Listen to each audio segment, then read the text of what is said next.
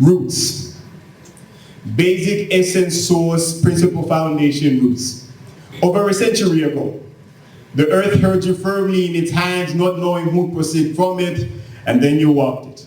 My great-grandpappy, Womubita Sakunopa the first, was a trailblazer, might I add, a revolutionary in some sort he chose, or rather worked in a court that ensured that justice was a meal served cold. The court, it's funny how my maiden name is Michael, the defender of God's people, and he worked the court. It's funny and coincidental, I know. See, I had always heard you in conversations passing, but I chose to ask. And when I asked my aunt, Wo Kasiku Kangwanda Moyo, about this legend and mythic folklore that I had always heard in passing, but never said, see, she mentioned how that you sang and danced and made your household happy, how you were the first man in Nalolo to build your own brick house. She mentioned how that you know when I was born, your face was somewhat imprinted onto mine, and I bear your image, I hope.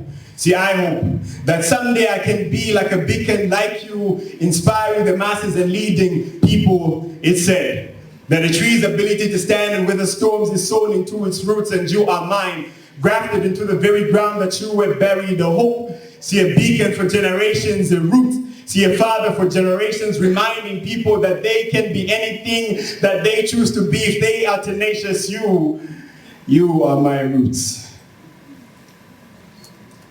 Over a decade ago, a wordsmith would see something that was entrapped in dirt, and he would not only for once off showcase, but he'd demand himself to heat at different points and temperatures until the dirt shook off. The birth of a cloud lay deep in the hands of a water walker named Chilengo Mange. I vividly remember how that screaming at the top of my lungs and saying back statements that I had committed to memory characterized rehearsal sessions. You were the water walker that walked on the emotions of 15-year-old poets, mind parting rivers of fear. See, it said that a tree's ability to stand and weather storms it said that a tree's ability to stand and weather storms is rooted into his heart, and you are mine. The same water walker that said that belief systems plant generations. See, you are my roots. Adam, embedded in your name, you were practically the core founding values of what it meant to live full and die empty and pursue faith. I was barely a decade old at the time, but my eyes were never blind to see how you lived your life. You lived full. See, now my eyes were wide-eyed and mystified, and now I fully understand how you lived, knowing that I walked the very path that you walked on.